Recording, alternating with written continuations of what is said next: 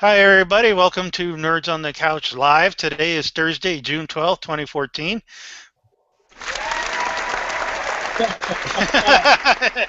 And summer vacation is kicking off for us.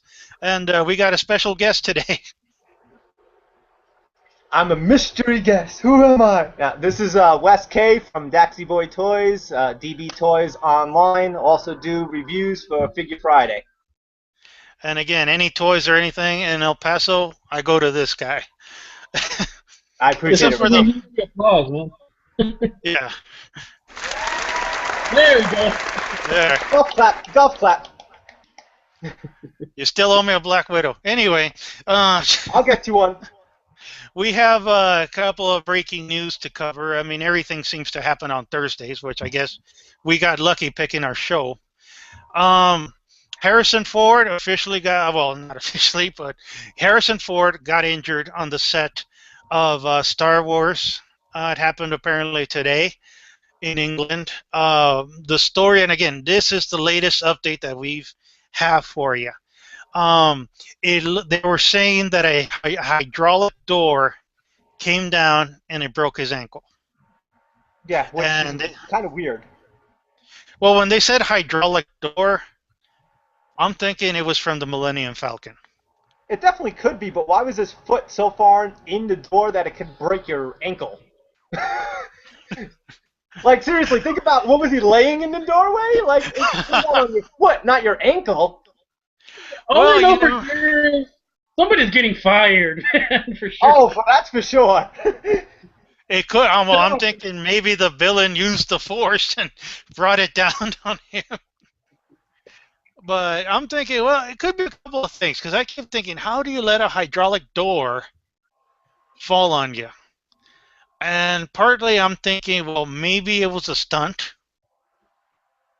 Or again, Harrison Ford is 72 years old. So he Oh, could have been like, I'm walking over here and I don't want anybody to tell me what to do. I'm Harrison Ford. Worst Harrison Ford impersonation ever. Okay, here's Harrison Ford. Ugh. He points in every movie. No, but apparently it's not as serious. Well, it is a broken ankle. So, that is kind of serious, but it is going to unfortunately have some effect on filming of the Star Wars movie because, well, he is an important role in that movie. Yeah, but it might not, because they have those new little contraptions they give you now where you put your leg on it and you rest and it's got the wheels so you can still roll around. So, I mean, depending on what they're filming, unless they need to film his legs, they should be able to do most of it still.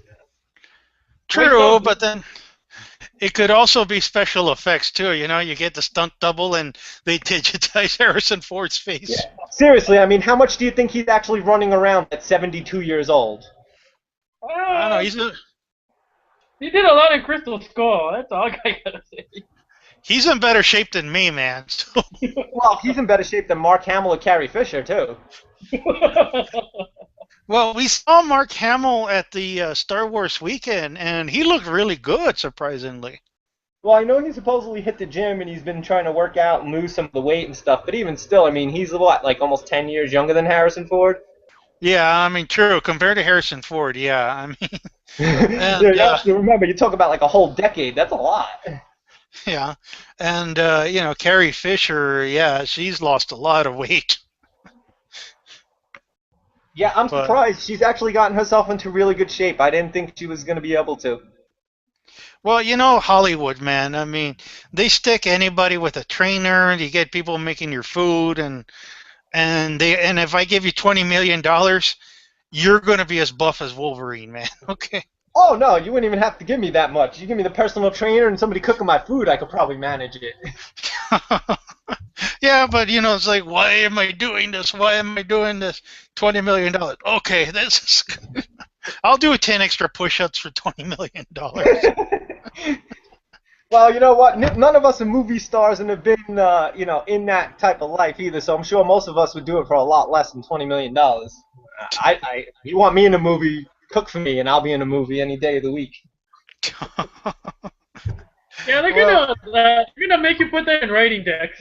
So, what, 20 million? No, just give me somebody to cook. I'll be good. I'll be in. Hey, listen, man. I own a business. I'm in 1 or 2 movies, and people get to see my face a little more. That's an automatic increase in business. So either way, I'm making out in the long run. That's I don't true. know. Good point.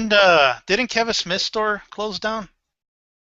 Yeah, but he's also known for being a tool. So he's trying to make his reputation on annoying people. And I mean, honestly, like I don't think I've ever met anybody that's met him at a show or anything that hasn't had anything negative to say about him. I've never heard a real nice comment about him. And I used to actually have some friends that were friends with him in New Jersey and stuff when he was first starting to film some of his movies, and they never had anything to say about him nice either. And that was before he was famous. So he Wow, just wanted to. I always thought he'd be kind of a cool guy with the stories he tells and all that. You know what it is? I guess if you catch him on the right day, you're talking strictly comics. He is, but like I said, a lot of people, unfortunately, that have met him, they don't really have that much nice to say about him. Wow.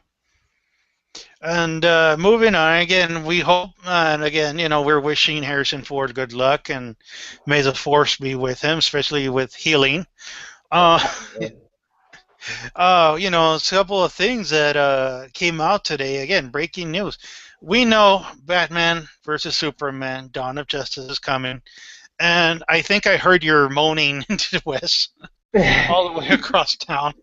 Oh yeah, they're hearing it. They're hearing it in New York and California simultaneously. Are you still anti Ben Affleck? No, like I said, I mean, when they announced Ben Affleck, he's not my first choice, and I have a lot of things I like Ben Affleck in, but I don't see him as Batman, and I don't see him pulling off Bruce Wayne. Which, Even though you've seen the costume, right? yeah, yeah, and even still, and the costume is okay, but the ears are a little too small for me on the costume. They look like nubs. It looks almost like Daredevil horns. So like, it's just he was something that was bad in the beginning. Now I'm a little more upset about the pick of Wonder Woman and then the pick of Luther. I don't see him. You got two guys that look like they're in their late 30s, early 40s, and then Luther's going to be 16. Really? Well, Jesse Eisenberg does not look like he's the same age as Henry Cavill or Ben Affleck. True. I will Not give not you in that. any way, shape, or form. I mean, you put him next to that, and he looks like he's still in high school. Well, I do give you that, but I mean, the reason for the Colliers and all that, and I sort of get it, is because he is the 52 Batman. Yeah, yeah. I mean, Yeah. like I said, I understand why they're doing it. It's just I don't know. I was hoping they would do something a little nicer with the costume, but you know what? If Ben Affleck winds up being a good Batman, nobody will really care about the costume in the long run anyway. I'll get over it if he pulls it off. Well, again, going to you, Chino, are you still anti Ben Affleck? I'm with what Dex said. He wouldn't. He said he wouldn't be my first choice. He wouldn't be my last choice, dude. Okay, that's the way I feel. We'll see Well, if he pulls it off. I'm just saying because I know I'm talking to two very, and I even have footage of you guys how anti Ben Affleck you guys were, and Oh I'm no, wondering now that Whoa, we've whoa. got We're time. no, still not were. I am still. No. yeah, like I said, he's still something that's irking me. It's just that with the choice of Wonder Woman with Gal Gadot and the choice of Jesse Eisenberg, I can't complain about Affleck anymore because I was questionable if he could pull it off. These other two, I don't see any potential for them to pull these roles off.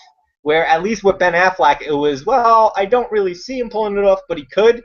I like Jesse Eisenberg, and he's been in some good stuff, but I really don't see him pulling it off, unfortunately. Well, With I mean, me, you know what surprises me though? I think who they picked to be. I mean, the best choice that they got right now was Jeremy Irons as Alfred. They got that right. I Yes, mean, I can't yes. figure out. I They actually, got the I butler actually am right. happy with that one. They well, got the let me butler bring. right from none of the heroes. That seems weird to me. I don't know. Well, here's the breaking news that and I'm glad you're with us, Wes, because you're really up there with the movies.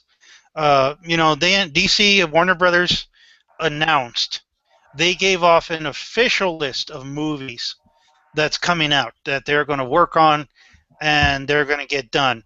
Now, of course, after the they're calling it Batman versus Superman: Dawn of Justice.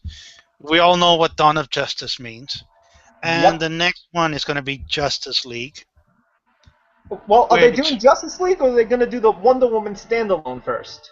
well, here's the official list, okay, and this is in the order that they're looking at. Okay. After the Batman versus Superman movie, we are looking at a Shazam.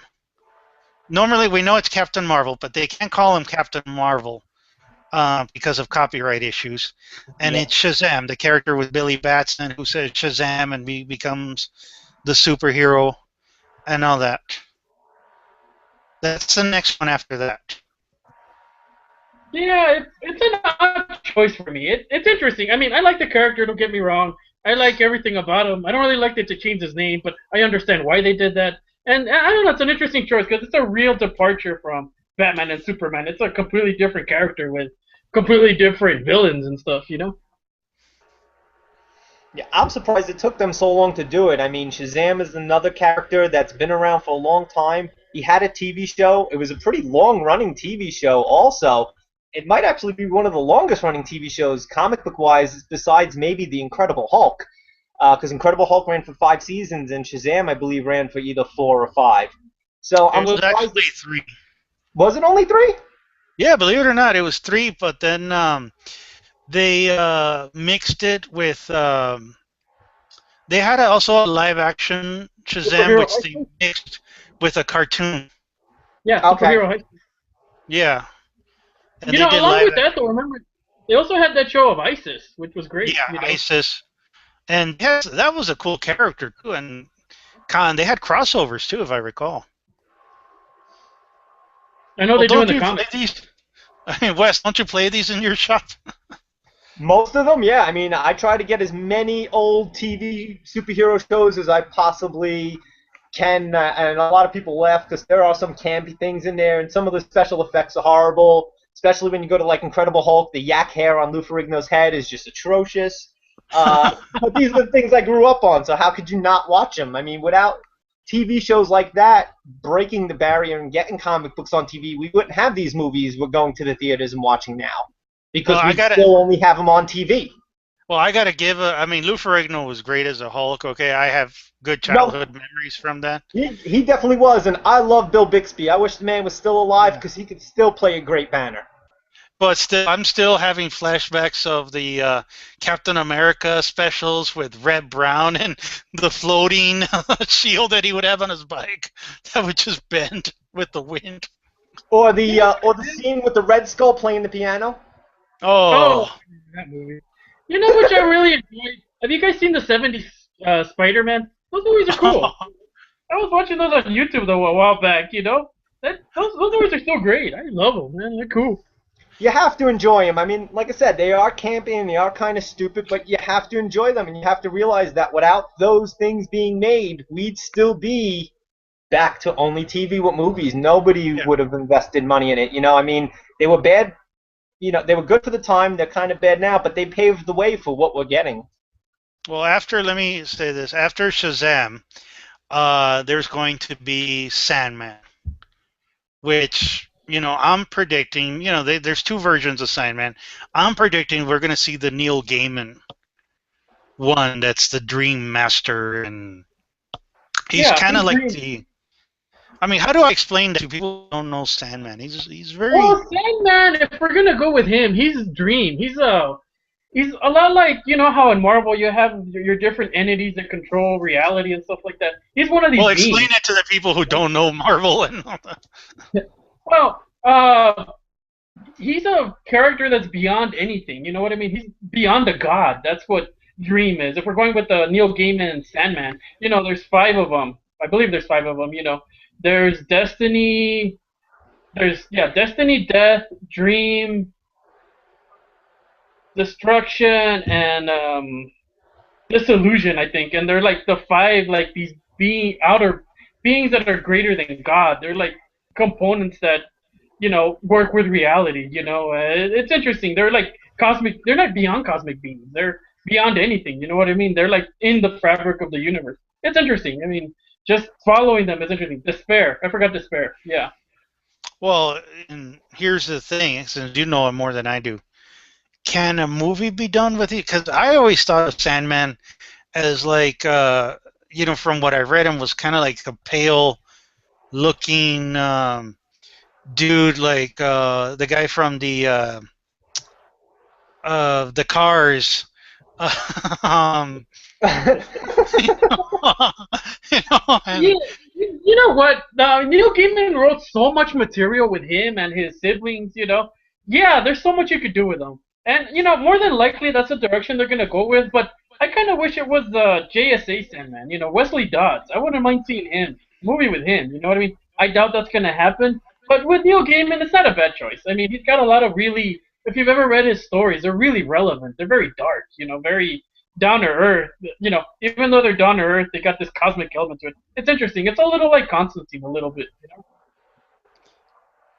Yeah, it definitely is. I mean, I don't see a problem with them doing a movie. It all depends on what it always depends on when they go do these movies. First off, the script. Second of all, the actors that they pick. And then, of course, what the biggest thing with a character like this is the people that are going to go see Sandman are people that read the comics. So how close to the comics do you stick, or do you try to make it mainstream so that people that have never read a Sandman comic in their life can sit down, watch this movie, and know everything they need to know to actually enjoy it? well, I'm Yeah, hoping I don't probably. see nothing but Cure fans, hanging out there at all gothic kids. Because to Well, me, it is. yeah, kind of the problem with Sandman, though, if we think about it, is it's not really DC. It is DC, but it's DC Vertigo, which is a departure from Batman and versus Superman and Shazam, which is in the established DC. It's still part of the DC, but it's Vertigo. It's a little bit different. It's not exactly the same world. Well, it is, but it's not exactly the same genre. Is what I'm trying to say. Okay. And then after, okay, so far we got Shazam, Sandman. After that, it's going to be Justice League, which is scheduled for May 2017. Which, you think about it, it's not that far. And so far for the lineup, we have Batman, we have Superman, we have Wonder Woman. We know they announced Cyborg. Yep. And I'm guessing Shazam now is probably going to be in it. Well, you never know. I mean, they really haven't given us any idea of what kind of team affiliation they're going to go with. And I keep thinking, and this is the thing that concerns me is like, what would they do for a Justice League movie? Because you can't have like an Alien Avenger thing. You can't have, because they had the Avengers movie with aliens invading and all that. People just compare it to the Avengers, and I keep thinking you can't have Darkseid because it's going to compare to Thanos that's coming. So Supervillain. what would they do? Well, I mean, Supervillain. yeah, I mean, they could wind up trying to build the whole as the Justice League is built. Maybe the Justice League will be built because the Injustice League is already formed, or the Legion of Doom. And how That would awesome be would it cool. be to actually see the Legion of Doom pop up from the swamp? Oh, I would love that. I would love just to see them. Hell, I don't care. Even if they didn't fight, I would just like to see them together somewhere. I'd be like, oh, yeah, yeah. Oh, that'd be great. I still want to see that dome pop up from the swamp. Meanwhile, in the Hall of Justice. Yeah, I don't think so, man. We'll see. Yeah, like I said, you never know where they're going. I mean, we already know that most likely the Joker is going to probably show up in some capacity at some point, and most likely Joaquin Phoenix is going to be it since he turned down Luther because he wanted to hold out for a Joker role. And I'm sure the studios wouldn't have let him hold out if they didn't plan on using it and using him at some point. Well, and I do agree. I mean, they don't mention it on this, just to let you know. Well, let's finish off the list first before we Sure. talk about it. Okay, so after Justice League and officially announced, people are kind of like, wow, it's actually happening. A Wonder Woman movie set for July 2017. Mm-hmm. The same year, or just a few months after the Justice League movie, we're going to see a Wonder Woman, obviously with Gal Gadot on it. Can this work? That depends on how much we see of her in the Superman movie and if she's not horrible. The biggest thing going for her is that she's not a horrible actress, but she is very, very small framed to be playing Wonder Woman, somebody that's supposed to be able to, withstand a lot of punishment and dole it out. And she's really, I mean, they put up a picture of her not that long ago. She still looks as skinny as she did when she first started. She's been working out for almost a year now. What is she doing? Like, why is there no muscle to her? Still. I mean, oh my God. Like, with all the supplements we have, we couldn't put 10 pounds on this girl in a year? Really? I mean, come on. Well, I mean, the only way I could counter that, it's not really a counter though, it's just, making a point. If you ever saw the show Xena, she's a way shorter than Renee O'Connor, who played Gabrielle. Okay? Gabrielle is taller than her. They made it work there, you know what I mean? You never know.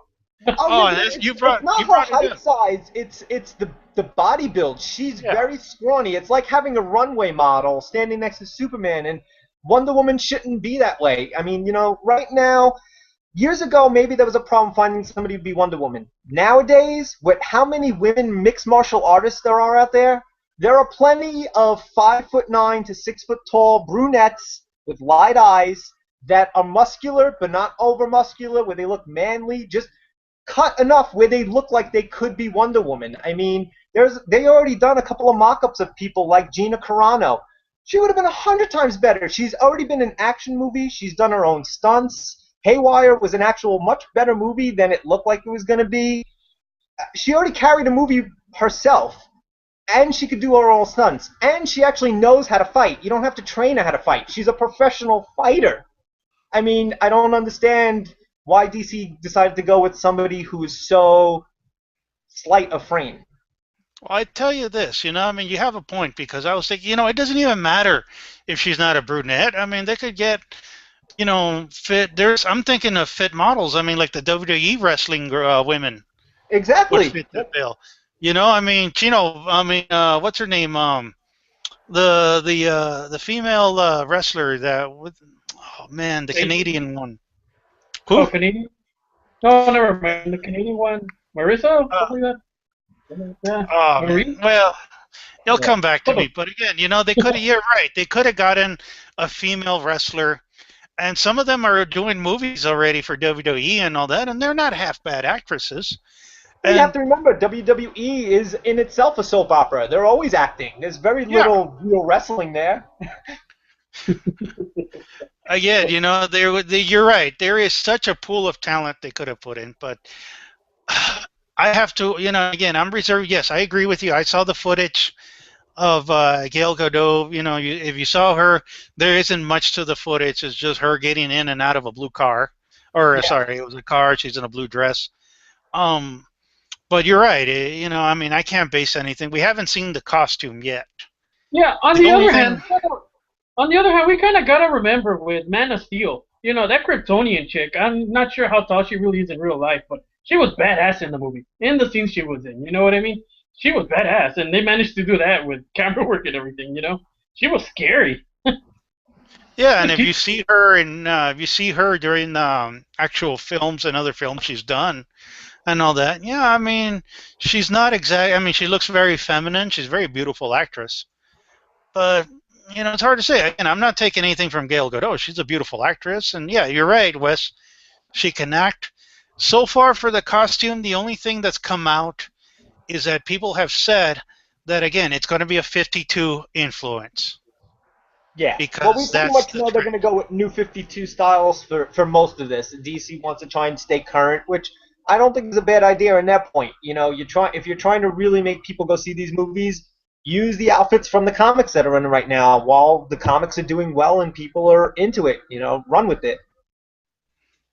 And then also, again, following after Wonder Woman, for Christmas 2017, a Flash Green Lantern team-up. Yeah, that's a little weird. Well, Flash and Green Lantern have had team-ups. Oh no, they have, but these are two characters that we don't know if we're gonna see them in any other capacity in any of the movies, and now all of a sudden a space cop and a speedster are teammates? Like, where did that happen? Um, well, we know the Flash is coming. We saw the TV show. So Yes. I keep wondering, the question I keep saying is if it's going to be the same actor or the same character. I doubt it. I doubt it. I don't know, but I Yeah, doubt it. 'cause I have my you doubts. don't like the costume, right, for film? No, I For hate that new film, costume. no. For film, no. No. No. Yeah. No. I don't. I like for the TV show. It's great. I don't know how it would translate to the movies. You know what I mean? I don't know. Yeah, We'll because see.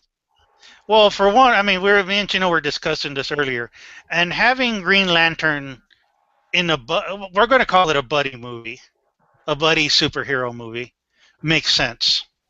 Well, buddy cop. They're both cops, Yeah, actually. but it's a Technically. safe choice. I mean, the point is, it's a safe choice to bring back Green Lantern. They don't want to put him in a movie by himself. So to No, me, it seems like a safe choice. it is kind of a safe choice, and I guess for DC it'll let them maybe bring in whatever alien aspect they're trying to. It's just that with the movies the way they're doing it, I'm curious to see how they're gonna set it up that GL and Flash decide to be, the team up team. I mean, we know they've done it in comics. We know they've done it in the Justice League cartoon. They were like a standard set team, GL and Flash. So no, it's not out of the ordinary.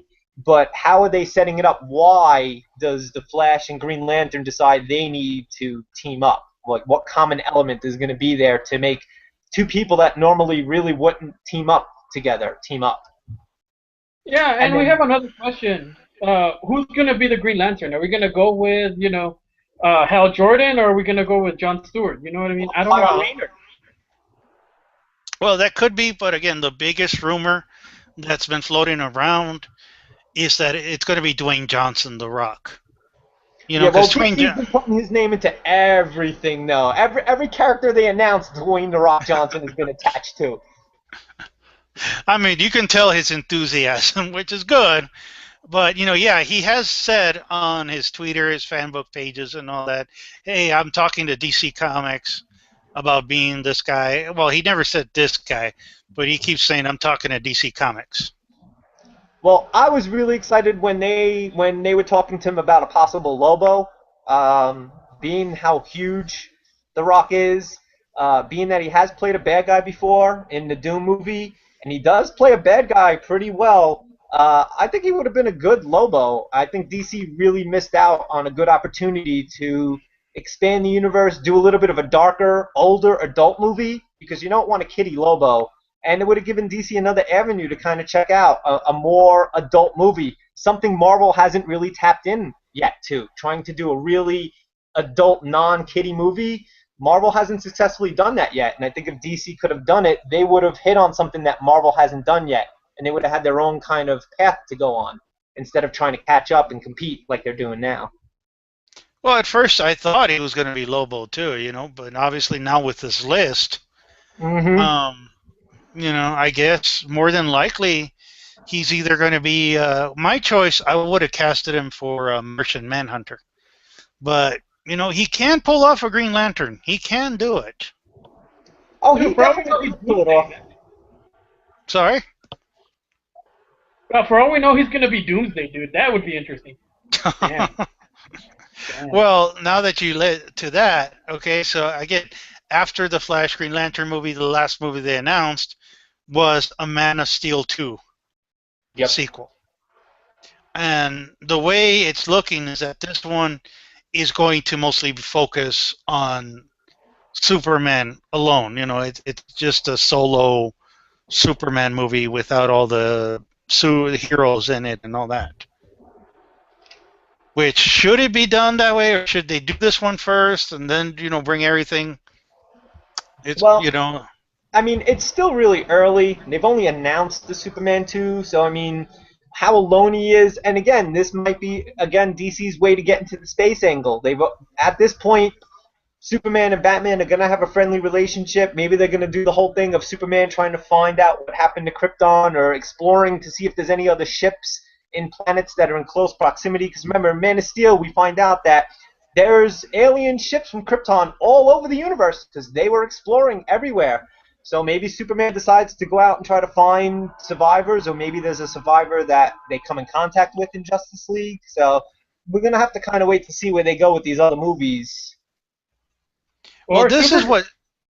Well, let me point this out. This is what I found interesting. Remember, they kept saying that the Man of Steel sequel is Batman versus Superman. Yes. It turns out it's not. The Batman Yeah, this is the Superman. standalone. Yeah, it's a standalone, separate movie. Man of Steel 2. This is what they call it.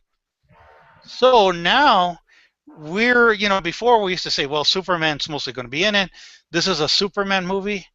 I guess they rewrote it now, and it's not. It's a combo. It's a duo. Well, a lot of, you have to remember too that they've been getting a lot of flack about this movie and people they've been picking, so maybe they decided they don't want this to be a Man of Steel sequel because they don't want to ruin what Man of Steel started. Man of Steel had some controversy, but it was still done well enough and got a good enough review and people liked it enough that it is going to generate a sequel, definitely. Maybe DC didn't want to ruin the sequel by doing a Batman Superman movie, and if it doesn't work, well, we just ruined Man of Steel. If they do it this way, it doesn't really, hopefully in their minds, I guess, it doesn't affect Man of Steel because it's not a Man of Steel movie, it's a Superman Batman movie. Another good thing And is this is a good introduction to the Justice League movie, and that's what this is. It's an introduction one introduction to a Justice League movie. well, it works out like that. But and again, like you guys said, we have to wait and see. Things are rolling, but I find it interesting how they said one thing at first. Remember, they were saying this is a Superman movie, and now it's not. And you're right, it is an introduction. To me, I feel like they completely redid it. You might be right, simply because they did take that extra time to film, which makes sense. If they're going in that direction, yeah, they're gonna reshoot a certain things. So it makes sense. All Yeah, right, moving. Go ahead. yeah. Well, you have to remember too that Superman they pushed back a whole year and supposedly did some different filming and stuff like that, and they never really showed us like any other additional footage and stuff like that when they did the DVDs. Not like we usually get. We usually get tons of extra scenes and stuff that wasn't put in there, and we really didn't get that with Superman's release. So maybe part of the reason they held the Superman movie back was to make changes for this Justice League path. I feel they kind of have, but we gotta move on a little bit more topics, and we'll cover this more a little later as other shows progress and we get more news. Which again, you can find news and all that you need to know on our Facebook page, facebook.com/nerdsoec. A couple of things happening in the El Paso area you might find interesting for our nerds out there. Saturday, June 21st, 5:30 p.m. The El Paso Roller Derby is going to have cosplay night. All right, you dress up in your favorite cosplay costume. Check out the lovely Roller Derby. Girls, awesome. They're very nice ladies. And heart's pacing thinking about it. No, I think I need my meds. Anyway, if you wear a costume and all that, you get half off. So it's worth checking out, ladies and gentlemen. You can check out the El Paso Roller Derby on their Facebook page and pick up all the info you need. And check it out. It's going to be an awesome night, June 21st. That should be cool. Yeah. Now, a couple of things that are coming up. And Wes, I'm glad you're here because I know you've read the Star Wars. You're into the Star Wars books, and Yep. you follow up on this. And the aside from the Episode 7 tragedy with Harrison Ford, the other news is now that it's confirmed they're going to have a Boba Fett movie. And I'm Yeah. glad I got you on because I want your ideas. You've read some books and you're familiar with Expanded Universe, which is getting thrown out the window. Yep. Well, yeah. Disney already pretty much threw it out the window. Told us anything we've ever read pretty much doesn't count for anything. We all pretty much wasted our time supporting them all these years, and now we have the George Lucas Disney backslap combo that's going on now because we don't just got it from one. Now we got it from both of them. Well, is that much? I know I feel for the negative reaction for that, but they're not going. You kind of knew it was coming. Really, that can't be a surprise. Well, you know Disney's track record. Lucas has always said that his books are his books are what really happened, and all the other books are basically tales that have been told and stories that have been embellished. It's not part of that real universe, and I understand that. But people like Timothy Zahn, very great author, has given Lucas and Disney tons of characters that they've made a fortune off of over the year, like Mara Jade, that have let the Star Wars universe progress. And you have to remember, especially a guy like Timothy Zahn, when he wrote those books, the Heir to the Empire series, Star Wars was on the cusp of dying out. He brought it back with a really good book series that brought all of us back into the Star Wars universe when there was no movies functioning. So for me, it's kind of a slap in the face of people like that, that he brought the company back out of the dumps, and now Disney and Lucas want to disacknowledge everything he's ever done. And it's just the way Lucas has always been, and it's the way Disney's always been, and it's just a shame because there's a lot of good things they could pull from there. I mean, I understand they want to make movies with the original cast, but there are so many other side project movies that Disney could be doing. Disney could literally have 4 to 5 different Star Wars movies in different eras of the time going on at the same time, and they're kind of, I think they're doing the wrong thing by cutting all the expanded universe out and making it that it doesn't exist anymore. Well, do you think a Boba Fett focused movie would work? Well, put it this way. There is nothing Boba Fett that comes out merchandise-wise that doesn't sell and doesn't sell well. So from a money standpoint for Disney, will they make money off this movie? Yes. Will it be good? I don't know, because Disney and Lucas might go into this movie thinking about the fact that pretty much whatever they do, Boba Fett, people are going to go see it and they're going to make money. So do they give it the proper attention it deserves to be a good movie? Now, Boba Fett as a character, Boba Fett could carry a whole saga by himself. He honestly can. He's a Mandalorian. There's so much about the Mandalorians we haven't gone into movie-wise. So there's tons of things they could do with that. I mean, we still have to find out what happened to Boba Fett from the years from him holding Jango Fett's head to the point where he becomes this universal, well-known bounty hunter. How exactly does he do that?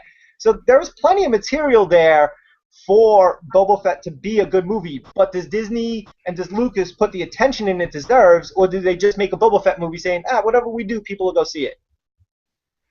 Well, go ahead. Well, a thing that would work for me is, Boba Fett's not alone. As long as we got more bounty hunters, there's so much you could explore there. The bounty hunters are badass, Just that gives you a lot of material too, Well, I was reminded of the issue they had with the Clone Wars series. Remember, Gino, that they actually brought back Boba Fett, and they actually had episodes dealing with Mandalorians, and their planet and their society and all that, which completely erased some of the books that, I forgot her name. She wrote tons of Boba Fett books, and she wrote tons of Mandalorian books, and basically they got flushed out the window. The writer was upset. She was really upset. She got on her blog. She wrote like a 14-page letter. Was that Karen Travis? I believe that is her name. She does a lot of the Republic Commando books also. Yeah, and she was upset about it. She swore she'd never write another Star Wars novel because they undid all her work. But technically, I mean, to me, it is a privilege that your work got published under the official Star Wars logo. I mean, I'm sure there was a paycheck involved for her books. Oh, no, there definitely was, but think about it this way. You're doing this show right now. Say Disney picked up this show, let it run for 40 years on your face, and then all of a sudden decided, Gino's going to be the main face of this. We're going to race into everything Renee. How would you feel? Even if you got paid this whole time. You built this. You have to understand that a lot of these characters she wrote about weren't already there. She went through the hassle of making new planets, making new civilization, making new characters. And not like she just took everything from the Star Wars movie and then just wrote another tale about it. People like Timothy Zahn and Karen Travis and Troy Dennings, they put a lot of effort into making a whole nother part of the universe, making new races, making new languages, making new ships and things we've never heard about before. To me, when you put that much effort into creating something, when somebody turns around to you, and you have to understand that even if she got paid, say, $1 million in the whole lifespan that she's done with her books and everything else, how much money did Lucas make off of her? Hundreds of millions. Hundreds of millions. Because the way Lucas does his contracts, they keep very little of the rights to all these characters. So they're getting paid for a book. That's all they're getting paid for. They're not getting paid for all the time they put in to make everything else in this universe that they're doing with these series. So for me, if I was a writer and I put that much time and effort into it, and then somebody just said, we're going to just disacknowledge all of it, I would be upset. I really would. I mean, you're right. I mean, and again, you make the solid point, but the other side is who owns these characters. Oh no, don't get me wrong. Listen, Lucas and Disney own these characters, but that's a problem too because they're forgetting the fact that we have made these characters. You know, Lucas and Disney have a real big problem of forgetting that we make them, not the other way around. Without us going to their movies, there is no movie company. Without us buying these Star Wars books, there is no Star Wars franchise. And that's what I'm saying is they forget that Star Wars was at the point of dying. Figures weren't selling anymore. Nobody was picking up the comic book rights. It's the novels. The novels are what brought Star Wars back into mainstream again and kept us going while there was nothing else out there Star Wars running. I mean, think about how many years there was between movies and cartoons. There was nothing out there except the novels. The novels are what kept the Star Wars franchise alive, and it's what propelled it to being mainstream again and bringing it back from people that had really forgotten about it. So, you know, it's not so much that they're just dissing the writers. They're also kind of putting it down on us because they're erasing characters that we've fallen in love with, that we've followed, that we've bought statues. I mean, you have to remember, pretty much anybody that owns a marriage age statue or bust or figure that spent top dollar on these things, that character doesn't exist anymore. So basically, you spent money on garbage. Well, let me ask you, since you brought it up, and you are the owner of Daxy's Boy Toys, one of the best toy shops in El Paso. I got to say, you are top notch. How big is Star Wars merchandise to you? Star Wars, well, this is it. Star Wars merchandise for me is a big seller. I mean, it's a huge part of our business. Star Wars merchandise in the culture of this world is huge. There is not a country in this world that doesn't know Star Wars. There really isn't. I mean, there have been other countries that literally have temporarily changed their money to have Star Wars characters on it. Real used currency. The influence of Star Wars is huge. So, I mean, it is a big deal. I mean, I know Disney and Lucas, from their standpoint, don't think it's a big deal. They think, oh, we're just taking these characters out of these books. You still own these books, and you can still live. But honestly, you're basically telling us that all this money we spent on these toys and on these books and on these merchandise, it was all kind of useless because these characters don't exist anymore. And I honestly think it's gonna hurt Disney and Lucas a little bit. There's already a lot of people that don't want to buy toys, Star Wars toys, as much as they did before because they're worried about spending $30 or $40 on a figure, and now is Lucas going to turn around and decide this character doesn't exist anymore? You know, once you start eliminating things, when is the point where Disney and Lucas stop eliminating characters? Well, I gotta side with them. Go ahead, Gina. It's an interesting dilemma. I mean, we're talking about two different fan bases. You know what I mean? And that's what Star Wars is doing. You know, they're kind of forgetting all the old fans, and they're focusing on the new fans, and that's what they're doing. And I'm not sure if that's smart or not, but that's the way I see them going. They're gonna focus on all the young fans that are coming in, and you know, they're throwing us a bone with some of the actors that came out in the first one, and they came out in Star Wars. You know what I mean? But I think that's their vision. They're focusing on the future, not so much as on the past and all the people that brought him there, which is a good point. It's a good point that Dax brought up. You know, also when he's talking about writing, it reminds me a lot of Bill Finger. I mean, when we think about Batman, we remember Bob Kane because he is naming everything Batman. You know what I mean? But we forget Bill Finger did have did have a big influence on Batman and you know his evolution. And it's barely now, since you brought up Bill Finger, they just announced now, barely, that they're going to start putting credits toward him. You know, I mean, poor guy's been dead for a long time, and I heard he died almost penniless. And barely now, they're barely going to start putting credits on him. You're going to start seeing it in the Batman game that's coming up, in the comic books, future Batman movies and all that. They're going to start saying Bill Finger. And you're right, you know, these things, I try to see it from both sides. Because one side, like I said, Wes mentioned the books and the characters, and yes, a lot of work did go into it. But I am one of those guys that really did not embrace the books. Mara Jade, Jason Solo, all those other ones really have no impact on me.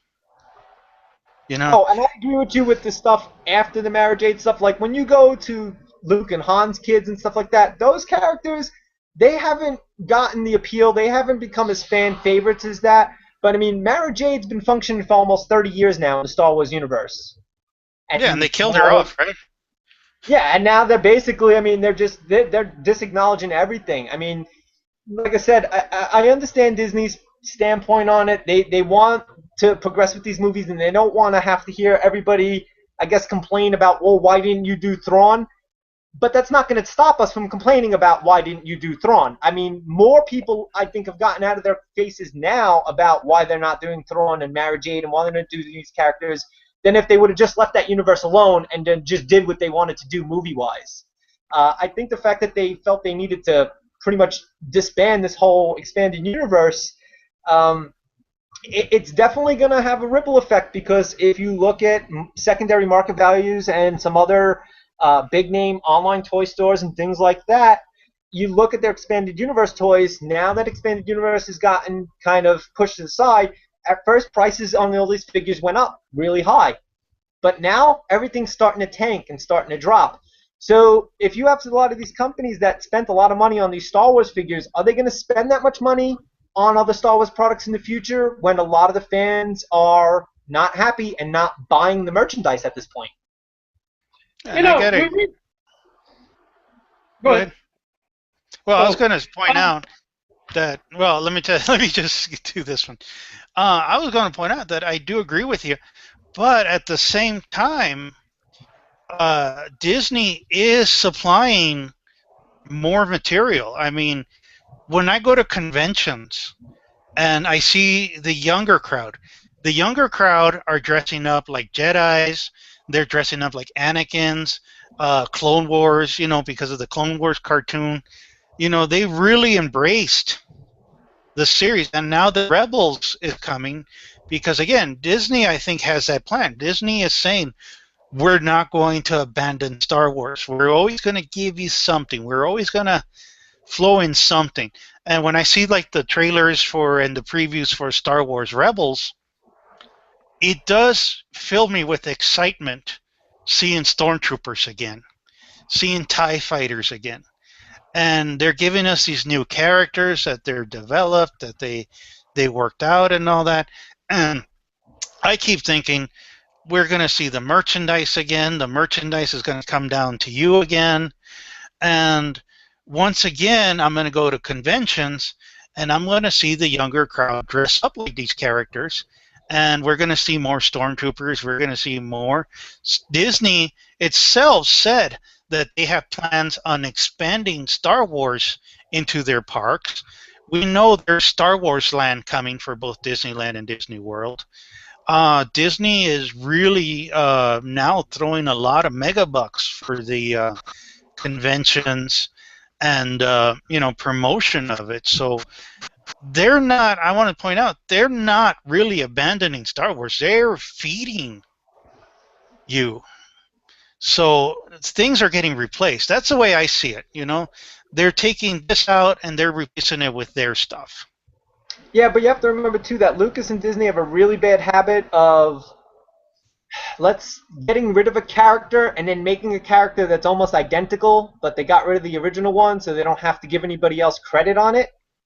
So are we going to see a copycat Mara Jade and a copycat Thrawn in other venues, but they're going to change the name so they don't have to give people like Timothy Zahn any credit for what he did? That's my biggest thing, is that Disney and Lucas have had a real bad track record of just kind of just doing the wrong thing by people. So and also too, the Rebels show coming back, it's hopefully it'll be really good and they'll go through a good path. But if you took a book series from somebody like Karen Traviss, Republic Commandos, if they decided to go with a Republic Commando show based off of the book series, right off the bat, however many people bought the books are going to at least give the show a shot. Some of those books were bestsellers. So, I mean, you're talking about a couple 100,000 copies out there. So right off the bat, you would automatically have a niche that you knew people would automatically be into instead of testing something that you don't know about. They had a lot of material there that they could have used. I mean, if they would have, Disney could have went off the Old Republic. They could have had an Old Republic show running at the same time. They have Heir to the Empire show running. They could have just done a lot more with it. I just don't understand why they felt the need to get rid of stuff when they have so much plans to do so much with Star Wars. Why get rid of stuff when you could just incorporate it into this massive universe that was built? You know, I just realized this, and I think I have an answer for you.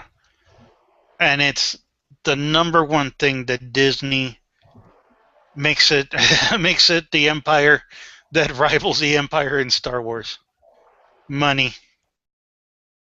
You know, because I think they know that if they put Mara Jade in their movie, which again they might not. I can't, we can't really say, whether they will or not. More than likely, they're not. Money. They don't want to pay the creator.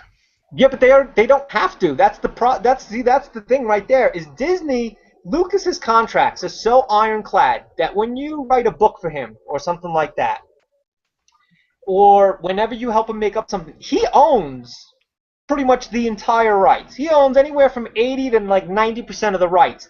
So if you made an Heir of the Empire series, the money you would honestly have to pay Timothy Zahn, Disney probably spends that much money to take protesters off of their lot every day, screaming and yelling about the stuff that they've done. Honestly, the money that they would actually have to pay him is so minimal. Lucas owned when he does the likeness for you and he takes your property.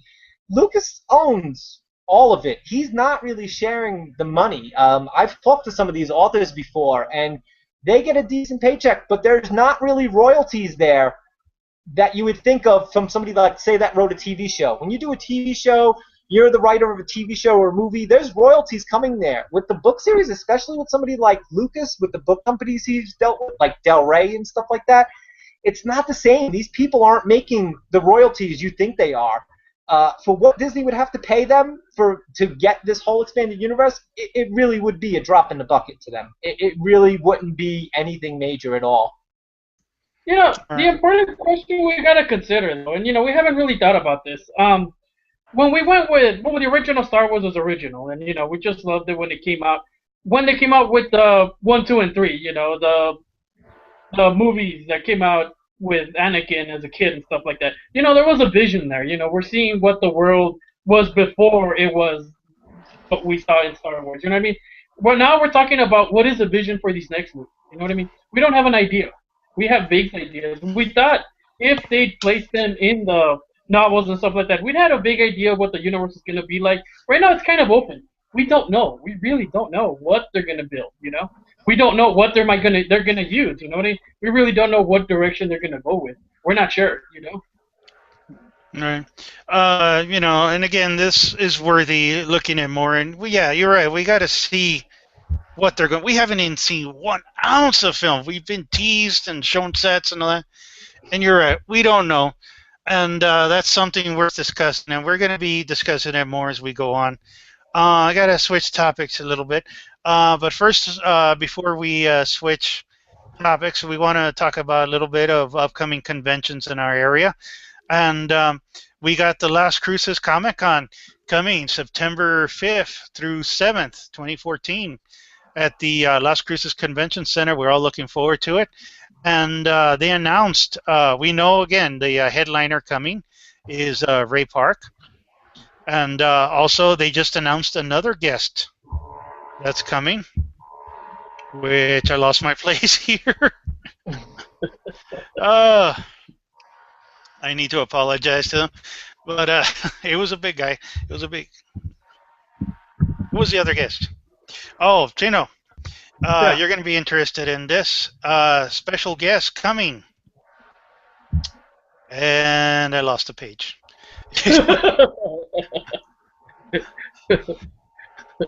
Okay.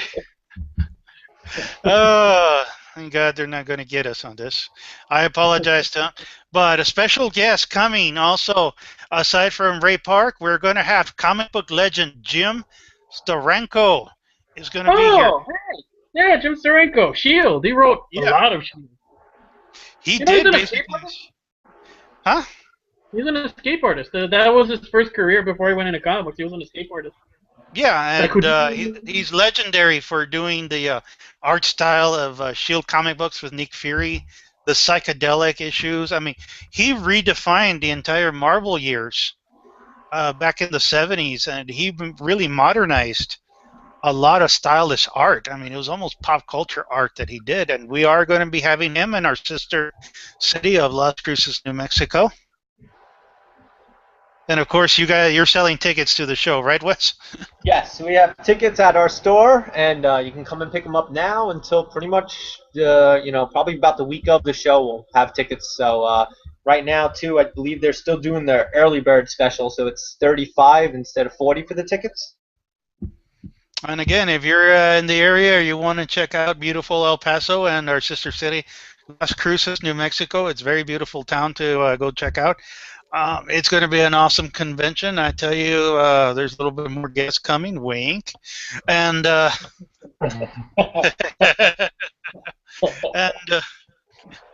I tell you this, I am just having super lot of fun. Sorry. I got a lot of guests. More guests are going to be announced soon and all that. So it's an awesome, super awesome convention to check out. Las Cruces Comic Con. You can check out the LasCrucesComicCon.org, and you can look it up on Facebook for more information. So that's an awesome thing. Last topic I want to get with is that Wes, since I have you here. Let me mention one thing before that. One good thing before I forget. We talked about how Charlie Cox, from Stardust, was coming out in Netflix Netflix Daredevil series, right? Yeah. It was also recently Vincent D'Onofrio is going to be the Kingpin in that same series. So I don't know. I'm excited to see it. That's an interesting. Thank you. I completely forgot about that one. And yeah, Vincent D'Onofrio is going to be the Kingpin, which is an awesome choice because he blew up. That's not mentioning his acting ability. No, he blew up. Well, there's only two roles for him right now. He can be the Kingpin, or he can do the biography of Orson Welles. Okay. Oh. I mean, I'm sorry. I still remember him from Adventures in Babysitting. Okay. Yeah, as the Mechanic Thor. Yeah. And he is a great actor. I'm not taking anything away from him. I loved him in Full Metal Jacket. One of his best roles. Yeah, being Section 8 blew his head off. And, of course, from Law & Order, I love that Law & Order Criminal Intent. And I imagine he's going to be an amazing Kingpin. I think he should be. He's always been good in everything that he's been in. He's one of those people that he really does get into his roles. I think he could definitely be a good Kingpin. The more important thing is going to be, does Marvel write it right for him to act? Because he can definitely act it. Are they going to write a good enough role for him to act it? Well, here's the thing with me. I have right now a good relationship with Marvel Studios.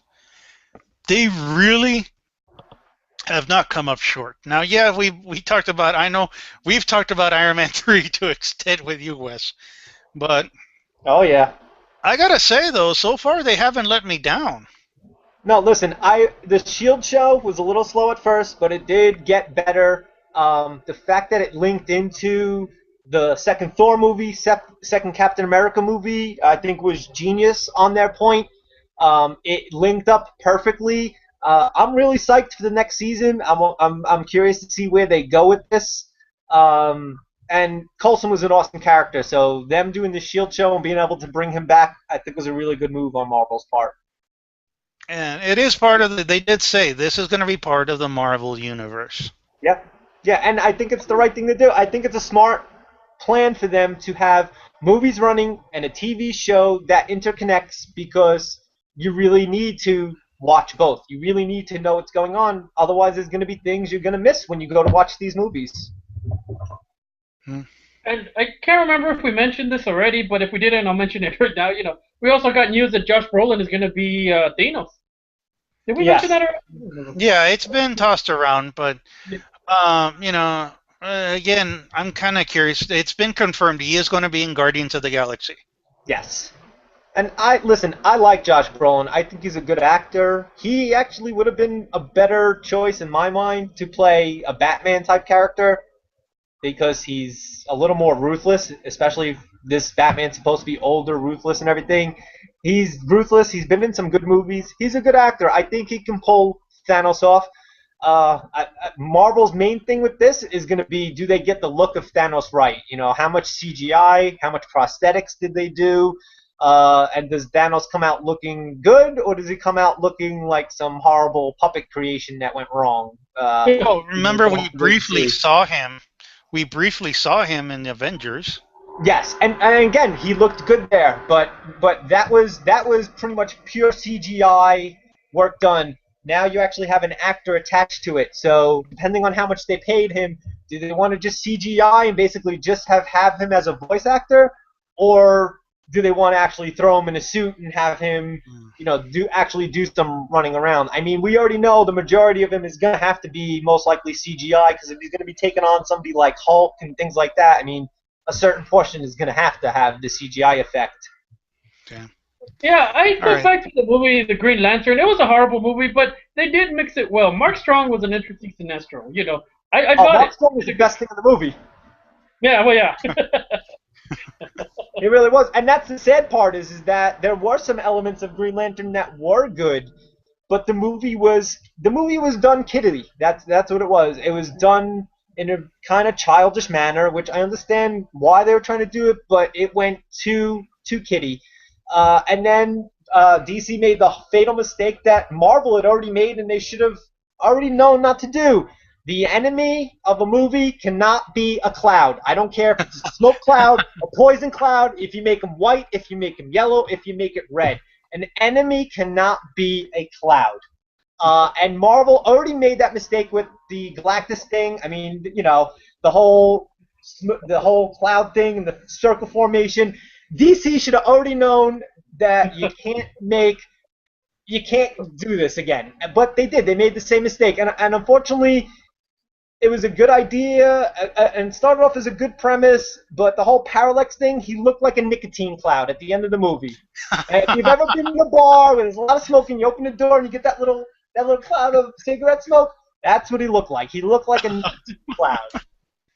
Well, now that you brought it up, and our last topic this week, another sci-fi movie came out, Edge of Tomorrow with Tom Cruise. I know you didn't see it, Wes, but no, unfortunately, I didn't get to see that one yet. But like I said, a lot of mixed reviews. So I'd like to hear your take on it. Yeah, you do have your ear to the ground, so and you do pay attention. You do listen to what people say about it, and I gotta say, this is a mixed bag. This movie, honest to goodness, was a mixed bag for me, and I have to declare, Tom Cruise was not the worst thing in this movie. That's great. Well, before you get too much into this movie, let me ask you a question. What did you think of Oblivion? Good. Just so I kind of get where you're going with Edge of Tomorrow.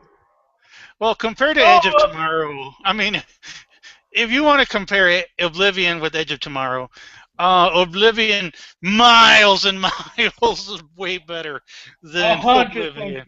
Yeah, if we're gonna compare it, I never talked to you guys about Oblivion, so I didn't know if you guys had liked the movie, enjoyed it, thought it was done well. We reviewed it, dude. Yeah. Let me just say this, okay?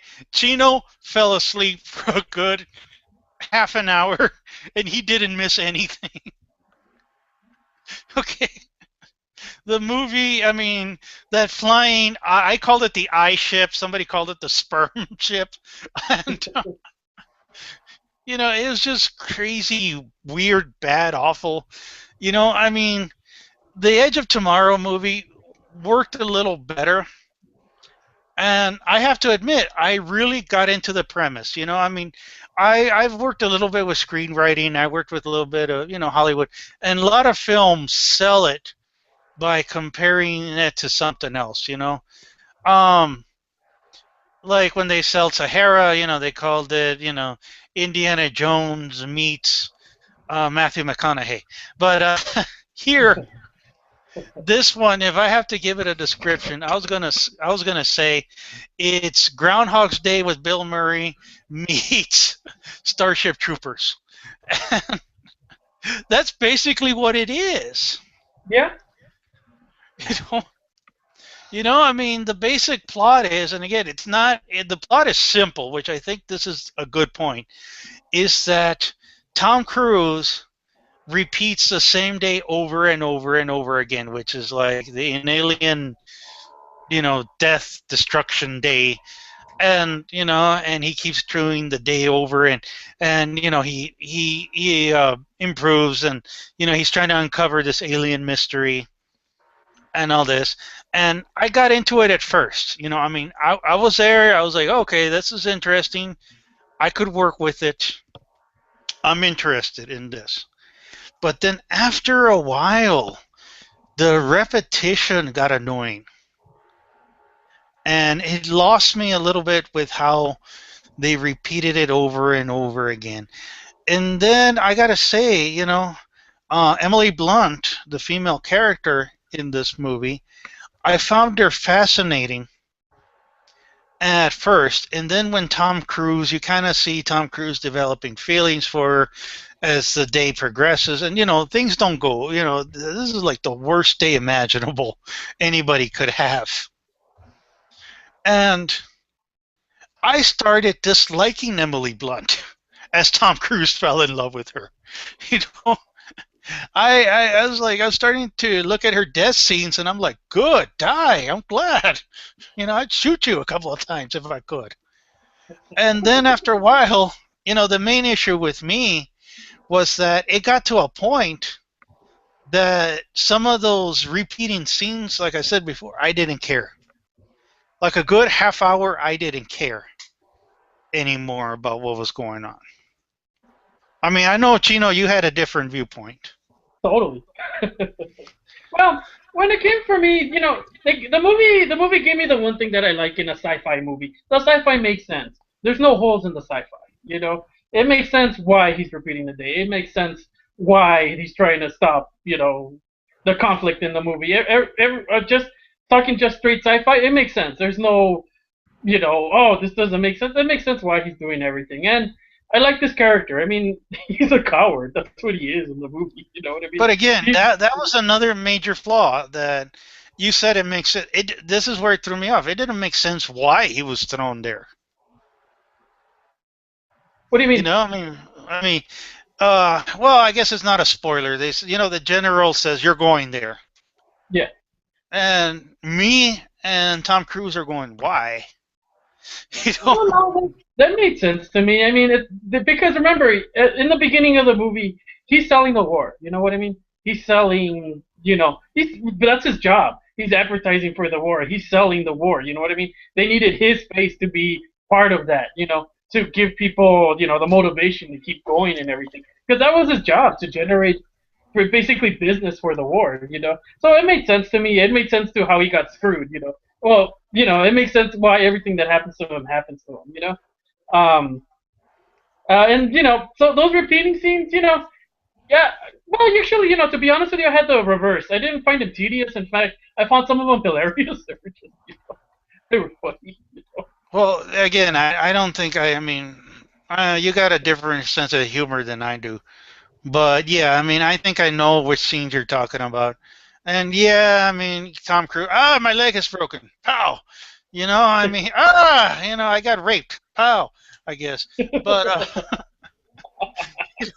I think that's why you didn't like Emily Blunt, dude. The pow. I think that's why you don't like her. That and, I still stand by her being Hawk Girl because apparently, she's in talks for being in the DC movies. But again, okay, I'm kind of like with that. But again, the supposedly intimate scenes that occur, and I'm talking about the scenes that after the battlefield and all that. I really thought those were worthless. They really did not do anything in that movie. Well, I'm tired of love stories having to be in everything. You want to give me a sci-fi movie action? Just give it to me. I don't need a love story. And this is an awful love story, man. I Yeah, mean, it's not really a love story. Not really. It's not really. If we're gonna talk love story, not really. It's not really a love story. yeah, but you pick up on it, okay? You know it's there, Yeah, right? yeah, yeah. No, there are elements of it, but there's not really blah blah blah. Oh, I love you kind of crap. You gotta admit though, did you like J Company? J Company was great. Well, that's another complaint I have. It's like I don't see enough of them. I mean, yeah, they had the potential of being, yeah, they were the misfits and all that. But I kind of saw them like I saw Bill Paxton, Bill Paxton, who was in the movie with like a weird looking mustache. Very off. Just two dimensional. I mean, I ended up just thinking, oh, I'm looking at cartoon characters here. Yeah, the opposite. I thought Bill Paxton was great. Again, he just looked like, oh, I'm your typical drill sergeant who looks deceiving to be your friend, but I'm really going to rape you in the prison shower. You know what I mean?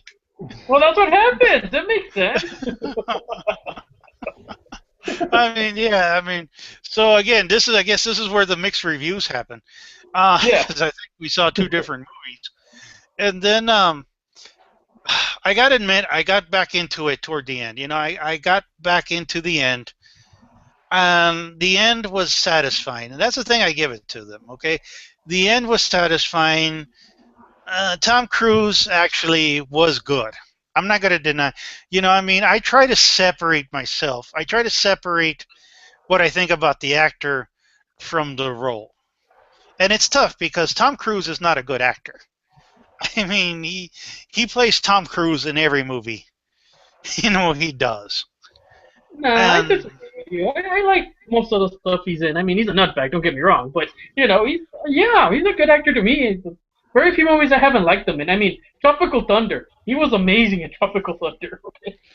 well, that might be the exception because people don't even realize he's in Tropical Thunder, and he wasn't even the star in that movie. That was a cameo appearance. Yeah, it worked. And then, what was that other one he did? I mean, the one with Cameron Diaz where he's a secret agent again. Night and Day.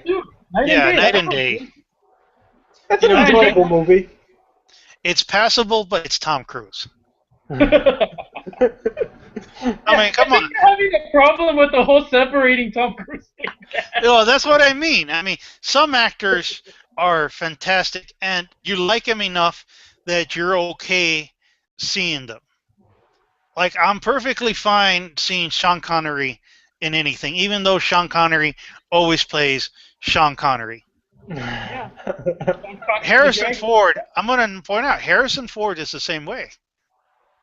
Harrison Ford is Harrison Ford in everything. It's just he's serious Harrison Ford. He's angry Harrison Ford. But it's still Harrison Ford.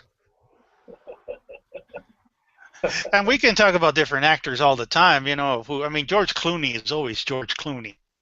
Yeah, well, there's a lot of actors in Hollywood that are unfortunately like that. There's not many that really get into their roles. I mean, the few exceptions out there are people like Johnny Depp and Robert Downey Jr.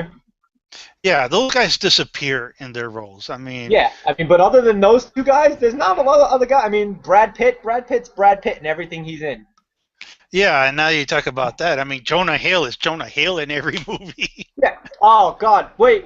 We missed a big Channing Tatum as this Gambit. Yes. Oh, don't do that, dude. No. We talked about that last week, and I'm trying to forget it. Hey, come on! It's gonna be a great movie. We got Gambit. We got the Marvel Step Up movie. Come on, guys, you gotta be excited. Gambit's gonna break dance. He's gonna do the worm. I don't want to see Magic Mike and throw those energy. He's gonna get on the pole. Hill's gonna be one of the Marauders. It's gonna be fantastic. I'm telling you. Maybe Tom Cruise could be Mr. Sinister. Oh. Now that you brought that up, dude, you know what? That's like, yeah, Jonah Hill's gonna be the next Wolverine. It just no, man, no. No. I'm sorry, no. Hey, I think Jonah Hill could play a better Old Man Logan than Channing Tatum will play Gambit, though. which I could Yeah, see I why can't they give it to probably you. pulled.